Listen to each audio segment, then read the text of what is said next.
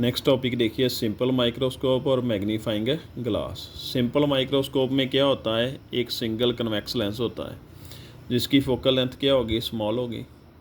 Magnifying glass इसे क्यों बोला जाता है, क्योंकि ये मैग्नीफाइड इमेज बनाता है एक छोटे से ऑब्जेक्ट की। प्रिंसिपल में क्या बताना है, ऑब्जेक्ट जो है सी और एफ के बीच में पड़ा होगा। सी क्या है, ऑप्टिकल सेंटर, एफ क्या है, प्रिंसिपल फोकस। और ये मैग्नीफाइड वर्चुअल इमेज बनाएगा ए डैश बी डैश। कहाँ पर बनाएगा, least distance of distinct vision. वो क्या होता है 25 सेंटीमीटर, नज़दीक वाला पॉइंट बोल सकते हो हमारी आई के पास। ये 25 सेंटीमीटर डिस्टेंस हो गया। अब रे डायग्राम में क्या बताएंगे, ये ऑब्जेक्ट है, ये प्रिंसिपल एक्सेस है।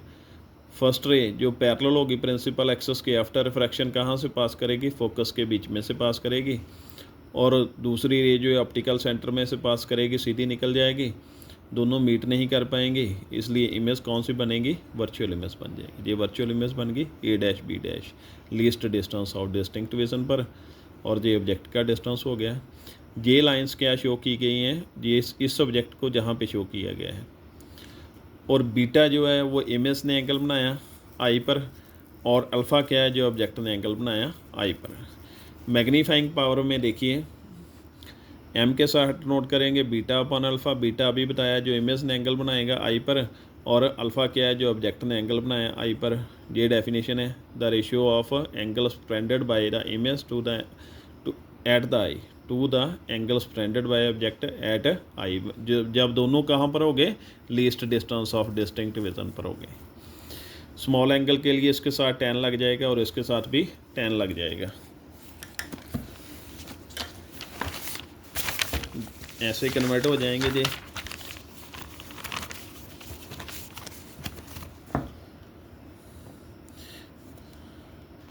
ये लग गया tan, पहले क्या था beta upon alpha, tan beta upon tan alpha बन गया। अब tan अल्फ़ा और tan बीटा की वैल्यू भी इसी ट्राई एंगल से निकालेंगे हम, जो इस डायग्राम में मेंशन किए गए हैं।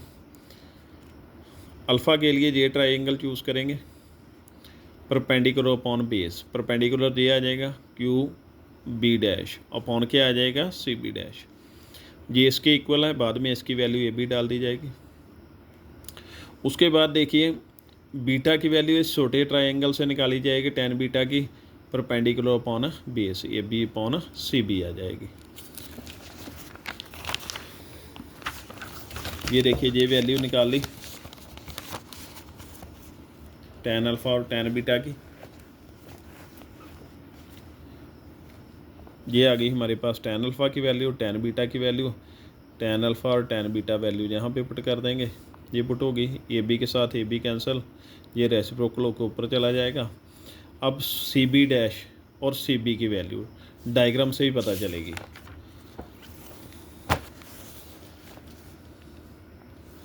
ये देखिए सी बी डैश की वैल्यू क्या है, -d, और सी बी की वैल्यू क्या है, -u।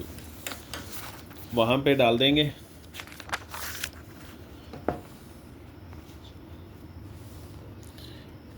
ये देखिए ये जहाँ पे आ गई और ये ऊपर आ गई, माइनस के साथ माइनस कैंसिल, एम की वैल्यू ये आ गई मैग्नीफाइंग पावर की। लेंस फार्मूला यूज़ करेंगे। लेंस फार्मूला क्या था, 1/f equal to 1/v minus 1/u। अब u की वैल्यू डायग्राम में देखोगे तो -u है, v की वैल्यू क्या है, -d, इमेज का डिस्टेंस हो गया। ये देखिए डायग्राम में ये हो गया ऑब्जेक्ट का डिस्टेंस -u, ये इमेज का डिस्टेंस हो गया v इक्वल टू -d। अब इनकी वैल्यू पुट कर देंगे जहाँ पे, ये माइनस माइनस प्लस हो जाएगा और इसको इस तरफ शिफ्ट कर दो, ये प्लस हो गया। एलसीएम सॉल्व कर लो, ये बन जाएगा। अब इसमें देखिए d/u जो है वो निकाल लेंगे। वो कैसे, देखिए d/u की वैल्यू ये आ गई, इसको इस तरफ क्रॉस मल्टीप्लाई कर दो, ये बन गया d+f/f बन गया, इस तरफ यही रह जाएगा।